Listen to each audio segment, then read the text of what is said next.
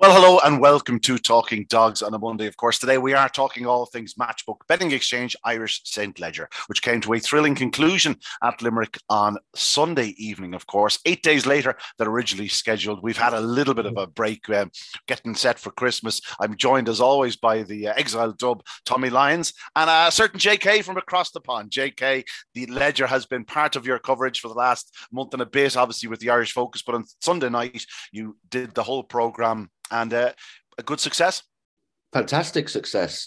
Really went well, and obviously we few trials and tribulations in the UK yesterday. It was great to sail through a meeting, pretty smoothly, but also with some unbelievable performances.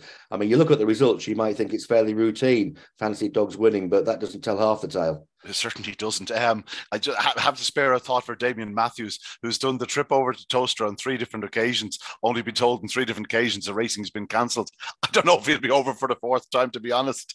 I wouldn't be the one to want to ring him up and say, "What does he fancy doing with you?" Oh no, I'm not sure about that. And that's the puppy derby in the UK. Hopefully, it'll go ahead at some point. Tommy Lyons at Limerick on Sunday evening. It was great to have it on Sunday evening. Obviously, after the World Cup, I have to admit I wasn't watching it. I was out and down. I was reveling after Argentina's success, and I was quite a number of pints deep by the time the Ledger was kicking off. And when I look back at it last night, I said to myself, you're drunk, Ian. You didn't see that. It was just the most unbelievable contest. No, I didn't see it. I was watching the darts. I know. No, I'm joking. I watched it all right. It was brilliant. It was a fabulous performance as well. It just, you know what? It was like a derby card when you look around the results from the rest of the races. So it was just a top quality program, start to finish, and great to see. But just topped by that performance of Bobsleigh Dream in the Ledger.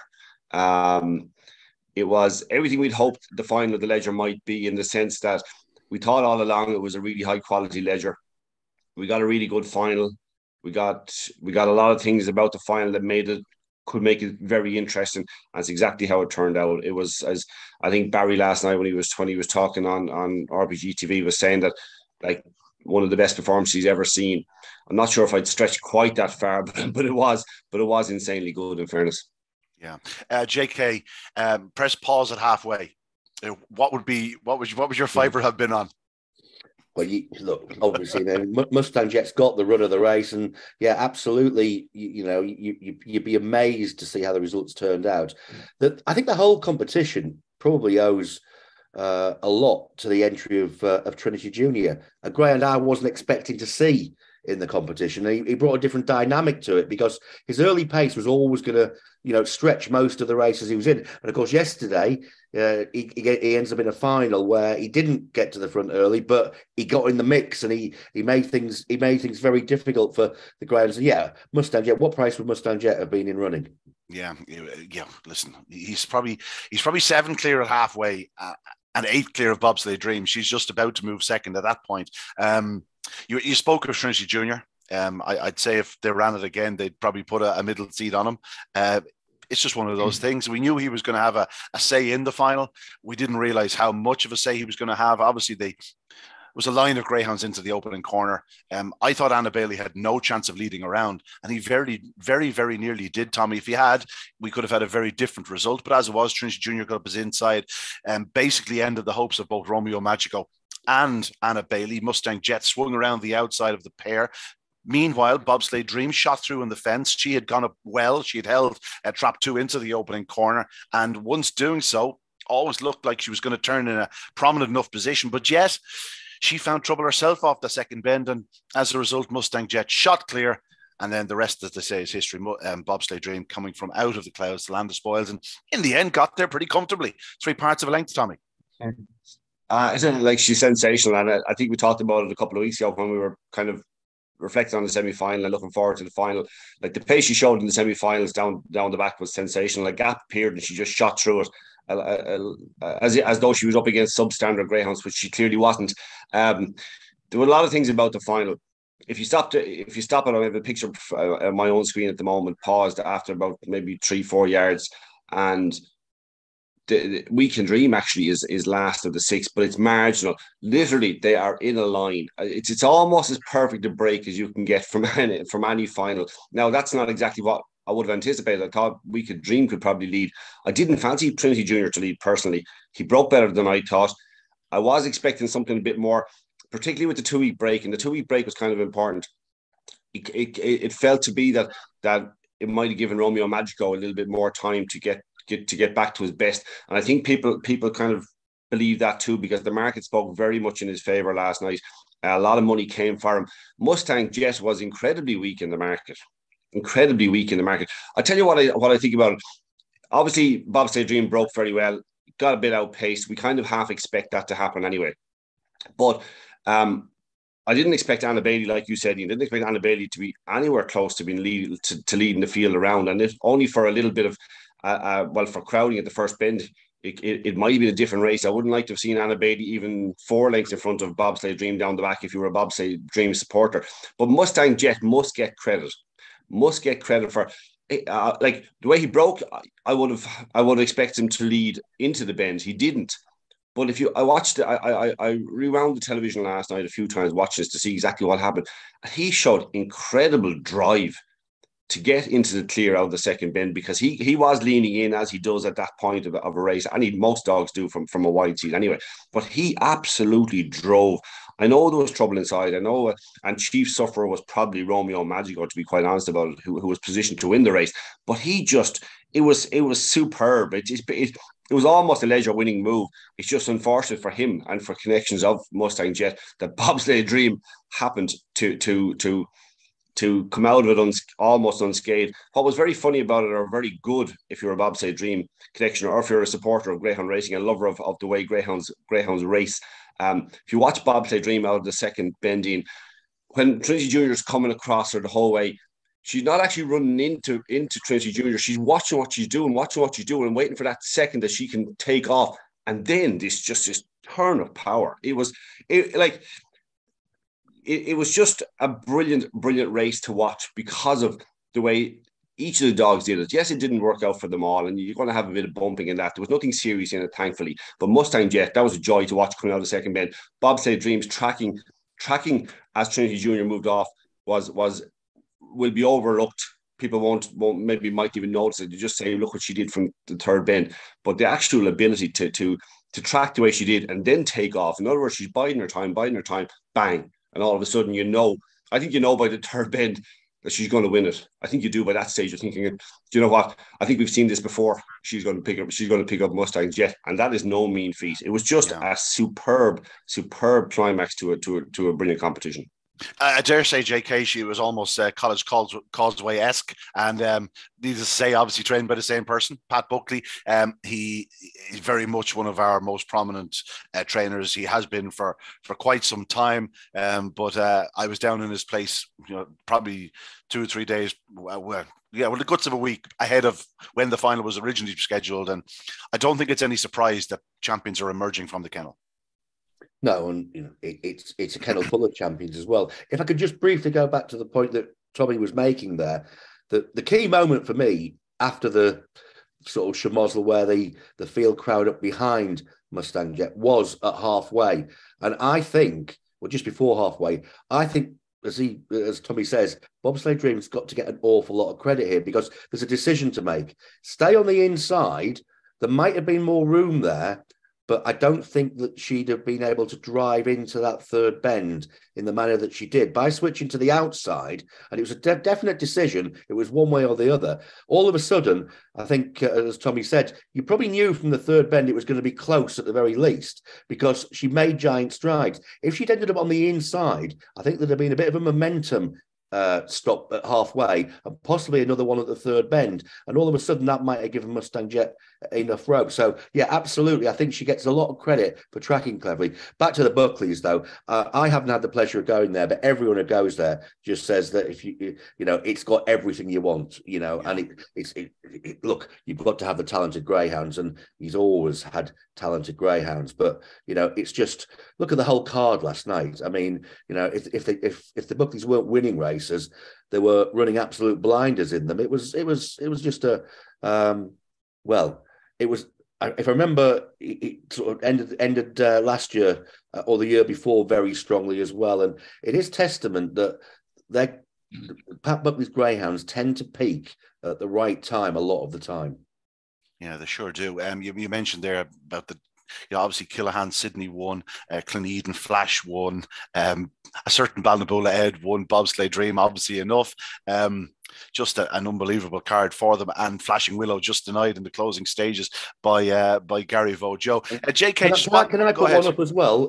Ben's Teddy against Yeah, Magical Mary. Ben's Teddy's a greyhound that sort of caught my eye because I remember I think he came in as reserve for a Clonmel final, the juvenile Cup the other week. Well, when Magical Mary, who was great to see win, by the way, but when Magical Mary got to the front, I didn't expect Ben's Teddy or anything to be giving her the sort of race that he did. That's a greyhound I'd be taking out of last night. Very strong running youngster. You still get the impression that the penny is yet to fully drop with him, and when it does, there's no question there's an engine there. Speaking of engine, we'll go back to Bobsleigh Dream. Tommy, we've touched upon it over the last 3 or 4 years now at this point, but it's once again, here we are, classic final. We're talking about females. We're talking about another flying superstar, Bobsleigh Dream. This is her biggest success by quite some margin, but yet another classic winner representing the fairer sex. I don't know what's changed in the sense, like, are we racing bitches more, or what are we doing with them? But their quality is sensational.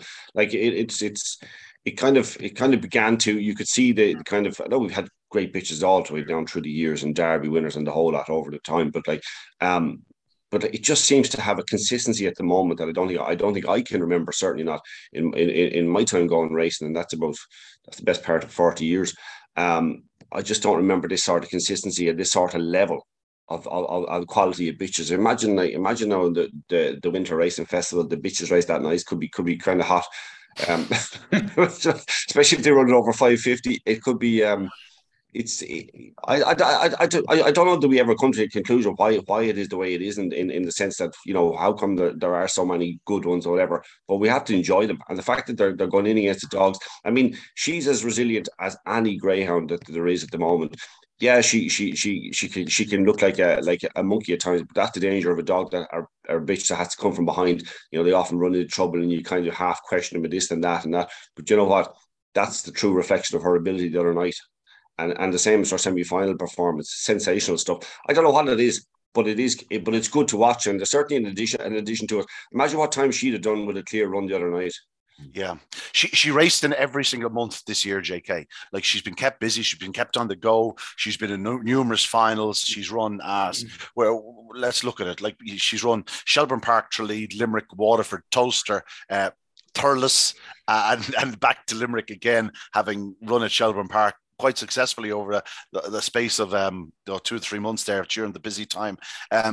She's been remarkably consistent. I believe maybe the fact that the bitch program isn't quite as full as it used to be. There used to be these bitch stakes all the time. Now there's a few less, and I think people are more willing to run their bitches rather than just keep them for breeding these days. I think, sadly, I'm not sure breeding is the foremost topic in greyhound racing at present, and I think people are more willing to race them than they ever have been, and as a result they get a chance to mature. How often do we see over the years where a bitch had 5, 6, 7, 8 races and was retired?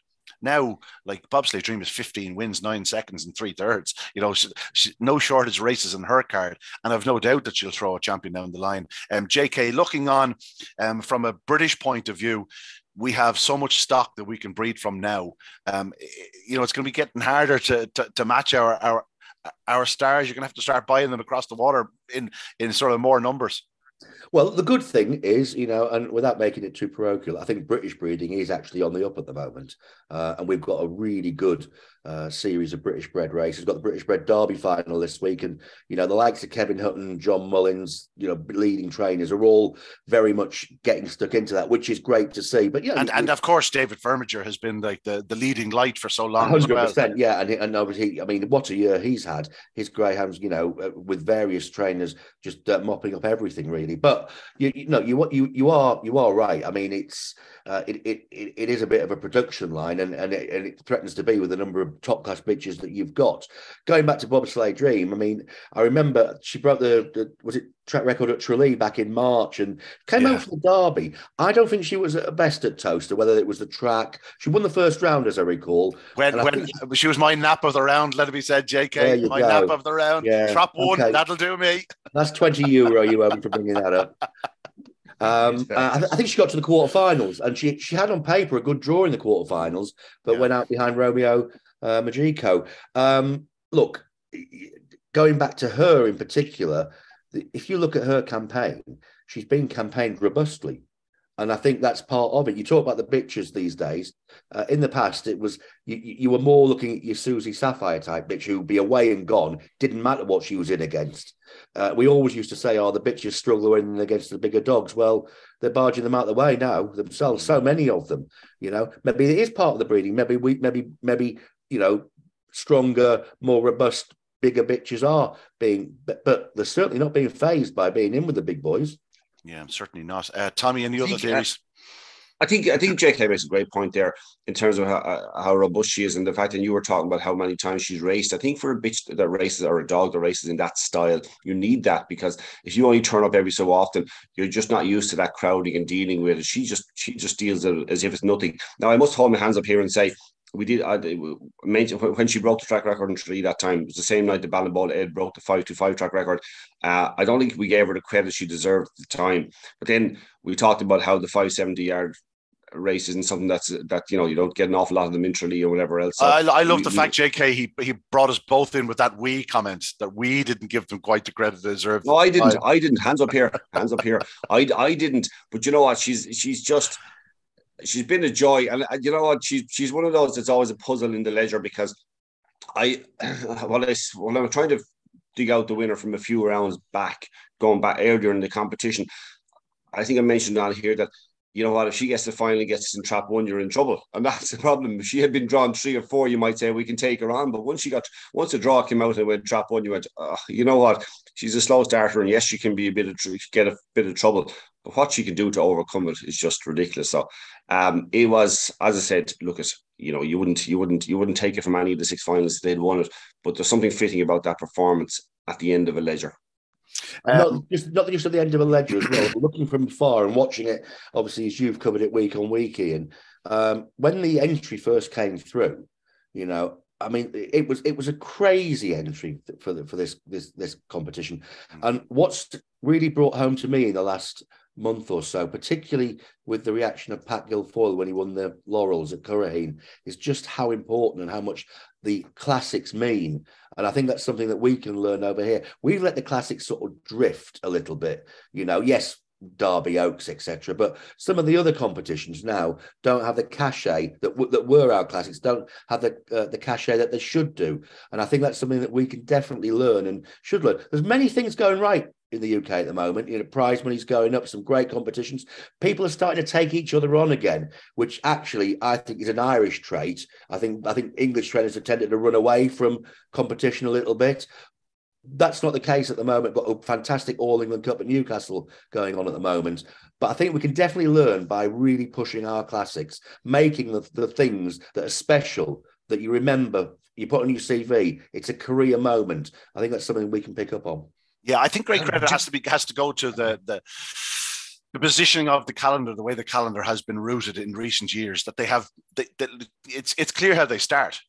We know exactly how the year is going to start with those. Obviously, you have the Gold Cup, right? That's fine. That's for the all age greyhounds. But we have the unraced stakes. The 2 unraced stakes, 3 unraced stakes at the start. Then you're into the Kirby's, the produce stakes. And then sort of in between them, you have your classics. You have your, the 600 is going to be in April. We're going to have the Corncucullen in the middle of the summer. The Oaks will clash with the English Derby. But that's the only one that really could clash with the English Derby. Despite all the quality of bitches we have, some decide to go to England, some decide to stay in Ireland. That works out okay. And then you know exactly where everything's going to be. And I suppose that's what, familiarity is there. And people realize, right, I have this dog, and you can plot and you can plan. And that's something that has improved greatly in the UK in the last couple of years with the calendar now, the way it is. They've introduced so many more sort of grade ones, and yet they've taken the time to sit down and put them into right positions. Well, I've spent the last 2 weeks looking at the the UK and the Irish calendar, trying to work out obviously what we can show on RPGTV from Ireland next year. And obviously we announced it last week. We're delighted. I think the only real major event that we're unable to show is the Oaks, and it's because of the clash with the Derby. And that, you know, that's unfortunate, but I think we'll take the program that we've got. And as you say, what was obvious to me looking at the particularly the Irish schedule for next year is there's a thread, there's a progression, you know, and it's really good to see. And to fair play to the Greyhound board over here, we got out very early a whole year schedule for next year. And there's a few clashes, there's a few bits and pieces, but that's okay. It's hard to avoid clashes, you know. Absolutely, opportunities. Look, the North and the South, they don't always have to meet, but when they meet, it should be special. Yeah. Tommy, a few things about it. You like what JK is saying is right, but we have to also admit that what we're going through at the moment is kind of a purple patch, or please God, it'll something we can build on. It'll be turned from more of a purple patch into an extended kind of success of the industry. If you think about it, the friends and supporters had to get behind the laurels, had to get behind the ledger. They had the people, the community, the Greyhound folk had to row in behind to save these things, to regenerate them almost. Yes, the tweaking of the calendar has been very good. The only one I have concerns about at the moment that I feel gets a little bit lost, and this might just be my own opinion, in the sense that maybe other people don't really read it that way, but I think the Produce Stakes has been lost, which is a great competition, has been just a little bit nestled away where maybe it's difficult because the Kirby has sort of nudged it just that little bit away from where it used to be, because it used to be a great prep run for the English Derby. Like I think 2 or 3 dogs from the Produce Stakes over the years have gone on. I know Shannon the Slippy certainly won the Produce Stakes and went on to win the English Derby.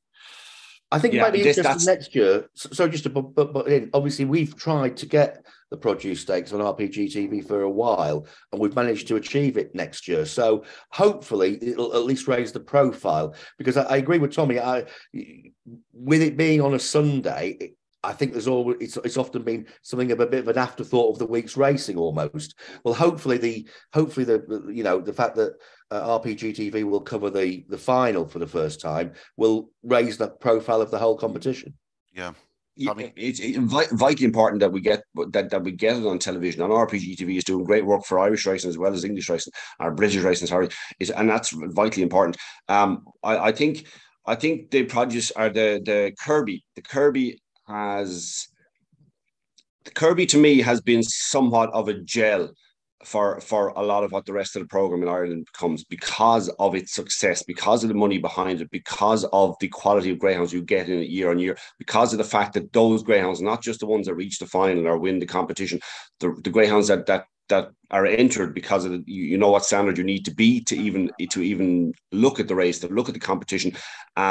Those greyhounds are so important to the rest of the calendar. It's been a great success. There's always a fear when something is such a big success that it has a detrimental effect. A bit like the argument about people saying that the focus on winning in Cheltenham destroys the rest of the national run calendar. There's always a fear that if you get too big, at the moment, it's almost perfect. It's almost perfect. I just have concerns about the Produce Stakes at the moment. I like that, and yes, it's been on Racing Post TV again is a huge bonus. I hope that it'll just boost people's interest in it again, because that would be a shame. And Clonmel desperately needs a success story. It desperately needs a competition to be a real success story again. When you think about it, it's in probably the richest in the sense of just the pure sort of greyhound stock around us. Like it's very much the purest sort of greyhound area in the country, in and around there. The people involved, that they're doing great work down there at present, Tommy, as you say. They're really putting a push into it, and it is it's a great competition. It's always been a great classic, and unless we forget like how many superstars have won that over the years. Like only a couple of years ago, Ewan Taylor was a brilliant winner of the Produce Stakes, and obviously he went on to be one of the true greats, winning the Irish Derby in Shelbourne Park in sensational fashion. So yeah, I agree with you. The profile hopefully will certainly be raised by RPGTV, but again, we just need people talking about it. And as you say, it's sort of just nuzzled in between those 2 or 3 competitions where it's sort of, as you say, there's focus on other things at the time, and we need to bring focus back to the Produce Stakes to come out. The English Derby is huge. Do you know what I mean? It's huge here as well as in Britain. So we you can kind of almost look to skip the Produce Stakes a little bit. And that's a concern. That's been my concern. And again, look at. You'd hope that like a rising tide would be lifting all boats. I just like, and I'm hoping that what we talked about there now, that we will see it with the Produce Stakes next year. If we can bring that up a little notch, I think we have everything to where we want it to be. Now it's maintaining that over a number of years. You know, it's nice to be able to look in and say, yeah, things are going great now in terms of the quality of the greyhounds we have here, the quality of the competitions we have here, the exposure we're getting, which is probably more than it's ever been. It is, thanks to Racing Post TV, it is more than it's ever been. So let's push to keep that going for the moment. While we're on this sort of stream, is there anything else on your Christmas wish list? Yeah, no, I have a couple of things. I have a couple of things. You look at the success. You look at the success of the Galway Oaks, and it's something we've discussed here a couple of occasions recently. I think every track in the country should have their feature stake, a week, 2 weeks, or 3 weeks through the year, where everybody in the local area can get involved and watch top class racing at their local track. It was huge for Galway to get top class racing back.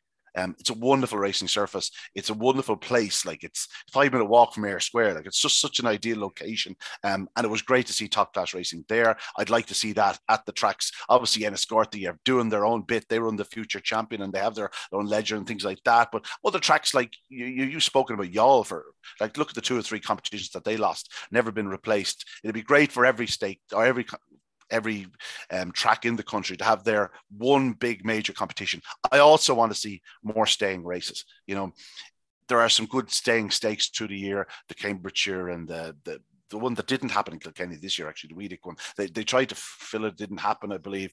But like, it's all just the corn Cuchulainn, really, in terms of monetary value. I'd love to see a couple of valuable staying competitions. We need to promote the stayers to give them an opportunity, because there's plenty of dogs out there. They're just getting lost. They're wallowing in 4-bend races, and there aren't enough options for them at 6 bends. And they'd be my two. Listen, that's where I'm going to start.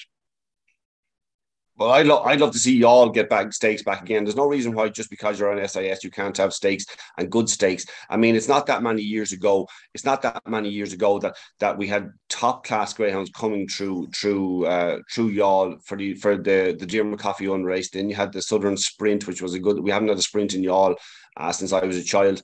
And the Southern Oaks is gone, which used to have top class bitches. I saw you just talking about to Richard Whitley last week and below in Youghal about when I don't know if you remember the bitch Julia, but when he had a dog called Whitty Guinness, who broke the track record in Youghal, which still stands. It's about 10 or 12 years ago, in an A2 stake, beating Julia, who went on to finish second in the Cork Oaks. I mean, they were the standard of greyhound. People used to love to come to Youghal with a greyhound and a pup, and if it could act around Youghal and, you know, do a decent run around Youghal, it was worth a lot of money. But now it's all, the focus is entirely, and it's not to say that there aren't sales out of Youghal. There are plenty of good sales, but in terms of greyhounds being bought out of trials, though, that's the thing. It's no longer kind of part of the racing program. You might get a couple of races on each of the Monday and Wednesday night, which are non-SIS, trying to introduce maybe a pups or give other dogs a chance to get back on the roster again. But it's not quite the same. Yes, I understand. Of course I do. I understand the importance of the racing to Youghal to maintain the track, but we're in a pretty good position in terms of the overall greyhound racing industry in the country at the moment. And now we need to make sure that we put columns of strength underneath all these things, you know, that they're not just going to fall apart all of a sudden when some little thing goes wrong in a cycle, which everything is a cycle. And fortunately, I think at the moment, we're pretty much near the top of it, or we're getting close to the top of it. And that's what we should be enjoying it. But we should also be looking ahead to make sure that we can't slip quickly. And I just fear that if you know, there are a few tracks that I think are teetering on the brink in some senses, unless we go and address them now. All the focus can't just be on Shelbourne Park or Curraheen Park is a track actually I think needs more good top class racing. Look how good the Laurels was. We need to see more of it. We need more exposure of a track like that. One other thing in last week, just the GRI released about all the bonuses. It'd be interesting to see how they work. You know, the bonuses for the Oaks, if you win the Puppy Oaks and the Sport and Press Irish Oaks, is it that a 10 grand bonus? Then you have the Derby. So typically somebody turned to me today in a sort of flippant, well, sure, who's going to be winning them? I went, well, the Puppy Oaks and the Oaks were won by three bitches in the space of 10 years. I said, so that's 3 times that bonus would have been paid out alone. And I said, there's also the sprint competition bonus, where if you finish first, second, and third in all 3, if you finish first, second, or third in all 3, you get a decent bonus. Like, you can't say fairer than that, especially when you consider like how the sprinting strength is. There's probably about 6, 7 top class sprinters in the country. You take your chance in those competitions. Every chance you get to the decider. But you're guaranteed. Just say, right. Just if you look back a bit, right. Say one of them there is the bitch bonus for the Munster Oaks and the Galway Oaks. Now, to be fair to them both, with the exception of Rahamofo this year, we'd never be looking back at them going like they were absolutely out of this world. Yes, the Munster Oaks was very strong for a while, but now it will boost. People say, well, I'm going to go for Munster Oaks because, God, if I have a chance of winning 10 grand bonus for going up to Galway and winning that afterwards, and it will lift them. It will lift. So it is interesting to see, and it's nice. It's a nice initiative. I mean, I could grab a lot of things that have been put forward as initiatives in greyhound racing over the last 10 years, but that's not a bad one, I have to say. You can't have a negative about that. When it was announced, I looked at it, I thought, well, yeah, that's great. And it's actually, as you say, Ian, it's not impossible. They're not ridiculous bonuses. Yeah, it's not like the old, the Triple Crown bonus. You win Scotland, England, and Ireland, and you get 50 grand. But you're like, 50, you want to get 450 for doing that treble, you know. Well, I remember being part of the discussions behind that, and they were trying to work out, well, do we need to hedge it? So, well, if you're going to hedge it, make sure you get some value, and the value you wouldn't want to be having a 50,000 to 1. You know, yeah. This is true. What's on your wish list, JK? Ireland or England? I'm not going to comment on Irish racing. I think the bonus series is good. I think there's plenty of things that we can still learn from Ireland. We're slowly getting there with infield clocks. By the way, we're making some progress. Great to see the Entain tracks has got some great displays up there now. I think we've got to be a bit more creative with some of the races that we put on. Obviously, we're very much betting shop related racing. Now, that's what drives the industry over here. But I think if not unraced races, I think we need to be looking after novice greyhounds better. I think that would be something I'd like to see. I do understand that unraced races might be a difficult sell to people in betting shops, but maybe have some restricted races, greyhounds that have run no more than 3 times, something like that. The horse race industry gets a lot of stick for its schedule, but when you look at the amount of races and type of races, you can look at the calendar and find something different. I don't think that's the case in greyhound racing so much over here. Yeah. Anything else? No, I think we're going the right way in terms of, look, we all face the same pressures from outside the industry. So we all have to make sure that our houses are in order, and we're doing the very best that we can along those lines. We have to, I think, try to accentuate the positive without being complacent, which I think Tommy has touched upon. I think we need to get behind things. We might not always agree. There's plenty of, people and tracks that I might have issues with, but if they've got something good, let's sing about it. Let's not let, at the end of the day, it's bigger than personal things. You've got to get behind good initiatives. Some of the initiatives that Premier Greyhound Racing have done over here with these massive £20,000 Premier races, that they've encouraged competition, and top class competition is what will always thrill the audiences and get people going to the tracks. We've got an issue with people going to the tracks because of the times that we race. We've got a lot more Saturday evening big race finals next year. That's a big step forward. Let's market them properly now and get people there. Yeah, I suppose you got into the habit in the UK with the old Sky Nights being on a Tuesday, that, finals could be on a Tuesday or a Wednesday or Thursday. And obviously when Sky sort of when it disappeared effectively, people weren't going to these nights, and yet the finals were still happening on these quiet nights, and there was one man and his dog on the stands, which isn't a good look. Well, there's hardly any point now. If it wasn't for the television company, there's hardly any point now putting a race of any real note on when you're up against football. Yeah. Football is just so huge. So, and people aren't going out Monday, Tuesday, Wednesday, even Thursday.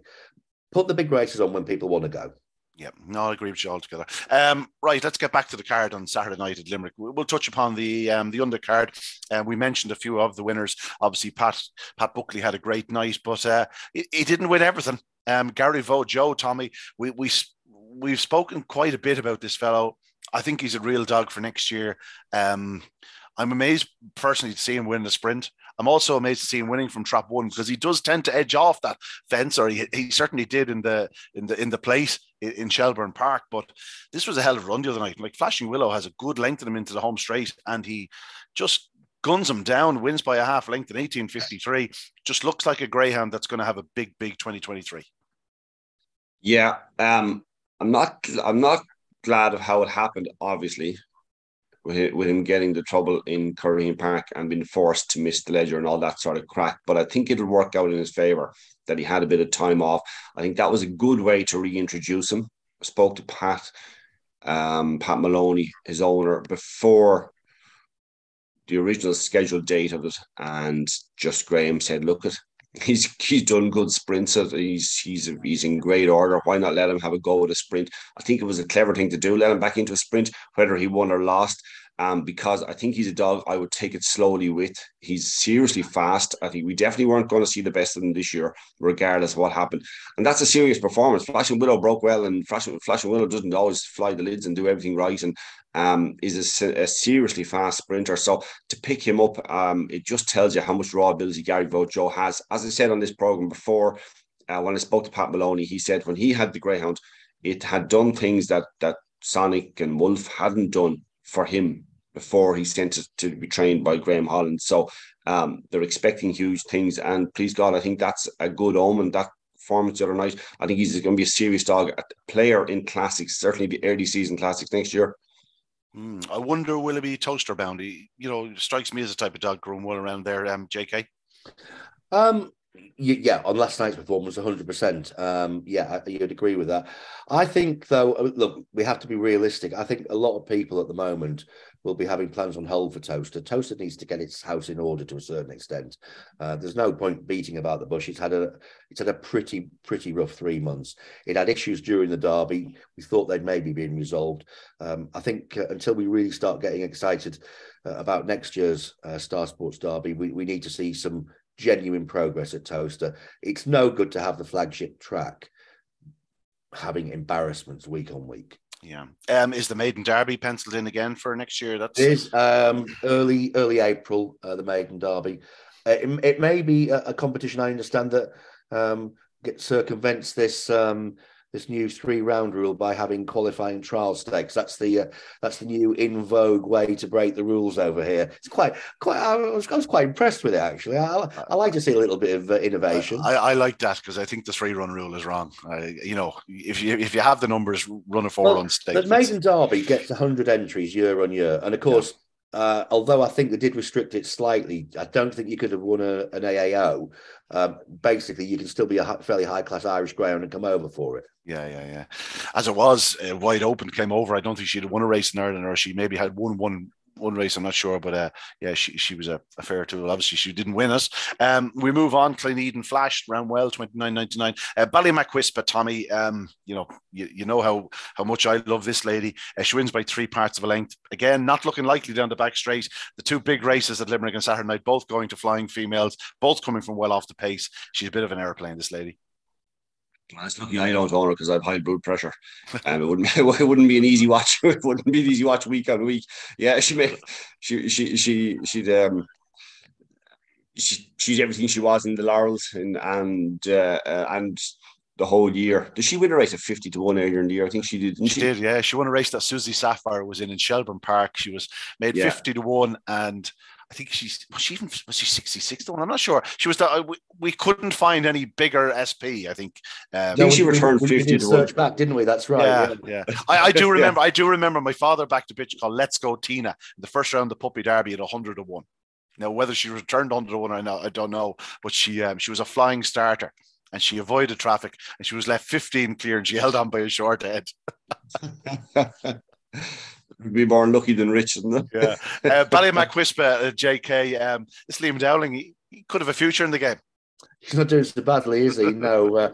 Yeah, I watched that race back today, and it actually brought memories back of the run you were talking about, because I think that was on the night of the first Puppy Oaks of the year at Shelbourne. It was certainly going back a bit, and afterwards you thought, well, with the form that Ballymac Whisper subsequently showed, how on earth was she put up at 50-1?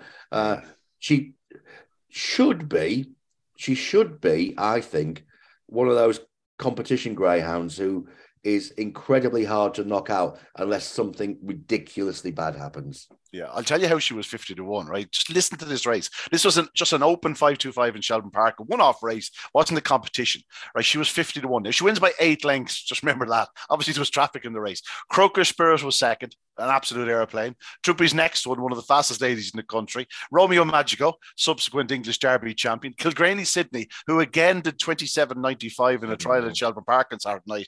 And Susie Sapphire. Wasn't a bad little one-off contest in Shelbourne Park. No, 50-1's a bit tight, really, isn't it?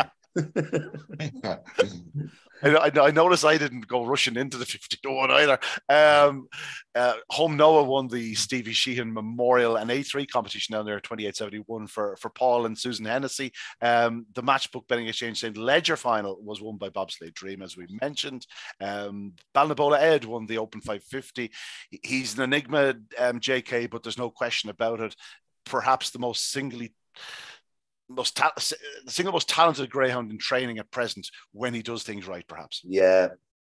The more rounds of a competition, the more you worry that the Achilles heel will catch him out.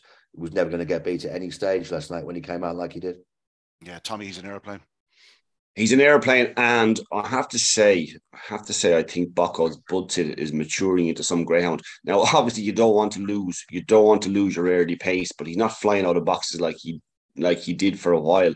But he's turning into a mature greyhound in the sense that when he misses it now, he's not guaranteed to be knocked out of a competition, because obviously it's a one-off race. But what I'm saying is he's able to stay on a bit better and run well. But Balnabola Ed Wood, yeah, he's the exact opposite of Ballymac Whisper, in the sense that he really isn't a competition dog, because he'd break your heart. He'd go and do a track record run or close to it, and then the next night you're thinking, yeah, he's a certainty now, I can't oppose him, and then he'll find a way to get beaten. Frustrating if you own him in one sense, but by God, you're lucky to own a greyhound that fast if you own him. Yeah. In the cold conditions, I was surprised Pablo Escobar went off the 13-8 favourite, but he was a good winner of the 750-yard contest, JK. He's a big greyhound. Obviously, he's always going to be popular with the tote punters. He was clearly popular with the layers as well, or in the ring, should I say. Just the most wonderfully named greyhound. Nice one to own.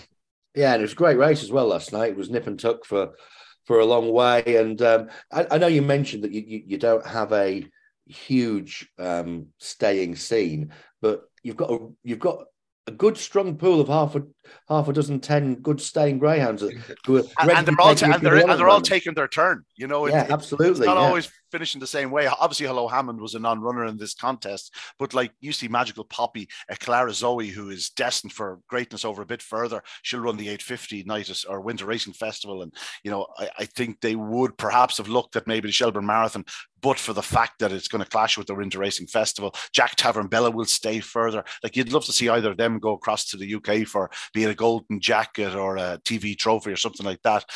Pearl Express was always going to struggle, and Dana Point in her first run back never figured. I don't know whether we'll see her again. She's been off the track for a year, but yeah, quality 6-bed racing, and people do love it. Oh, absolutely. You mentioned the golden jacket there. I really hope that we do see an Irish entry for the golden jacket. It's a time of year where opportunities your side of the water are going to be relatively scarce. It's a brilliant competition. 3 Saturday mornings and we've had plenty of success in it. I've gone close on a number of occasions as well. Yeah, group skater, and I didn't. Did Dolores win us with a Boyle Sports? Yeah, absolutely. And Danny Reardon trained White Sox Rocks, was it? Which was basically, that's right, yeah. He was just lodging with him, really, Yeah. And then there was the other bitch. I'll go back a few years. Was it Shandless Becky or one of them? Didn't she run very well? And it was one of the Shandless bitches. Maybe I know Paul Hennessy returned back and I backed one of his, and I think did Stardom just beat it. JT Patriot. Did JT Patriot run it? I'm going to have to look it up now, Ian. You've got me at it. Yeah, no problem. Can't all be just as in tune as I am, Tommy, Pablo Escobar. I'm after I got the eye roll. That's the first one today, JK. I'm not doing too bad. Pablo Escobar, a fine winner. Magical Mary, a fine winner. JK touched on Ben's Teddy, a big run from him in second spot. But Magical Mary, when she does get loose, Tommy, she's a fair engine.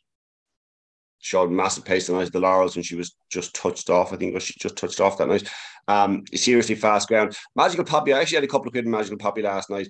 I think I don't know what, I'm not sure where I stand with her in the sense of I've always put her down as one that she's far superior when she gets daylight and gets loose. You know, she just doesn't quite produce the same sort of run from behind.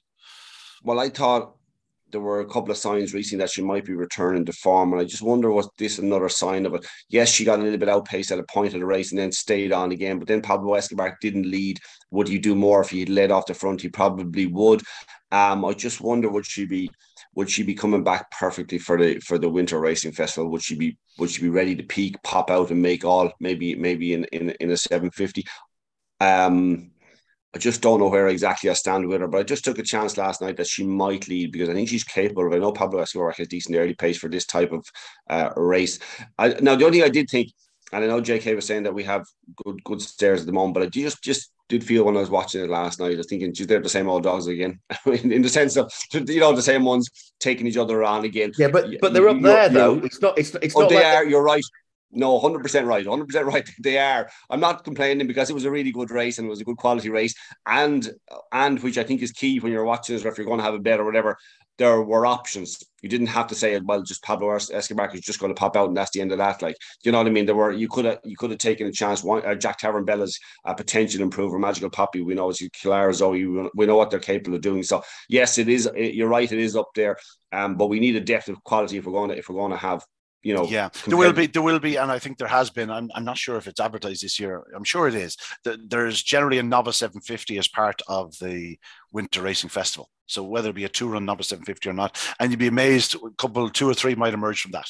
It'd be nice to add another 5 or 6 names to that tally, to that pool. It'd be lovely to kick off the year next year with a few stayers that, like this, as we said about the big nights, that the likes of a Clonmel or a Dundalk, or you go to Cork, Limerick, and obviously Shelbourne Park, all the big nights, that there should always be a 6-bend race on the card, an open 6-bend race. And why not throw the odd 8-bend race on, Well, I always associate the stayers. Anytime you see a young bitch and you love them all the time, I know you've always had always a preference for the stay-in races. But I've always associated when I see a young dog saying, "Oh, that'll make a lovely stayer," well, then I know where that's going. That's gone off to the UK. That's what, and I still don't think it's changed entirely yet. Well, this is a good point I know it's Monday morning and not Sunday, but it's confession time here. I got my Brendan Matthews and my Paul Hennessy's mixed up. Toaster Story was the Greyhound who came over, who became Antigua Fire. So he stayed over afterwards. So that illustrates Tommy's point, really. Yeah, it does. Yeah. Fast dog, Toaster Story. Bit of an airplane around Shelbourne. Moving on. That's Limerick, done and dusted. A wonderful Ledger winner, Bobsleigh Dream. The Ledger's back on Racing Post TV next year, JK.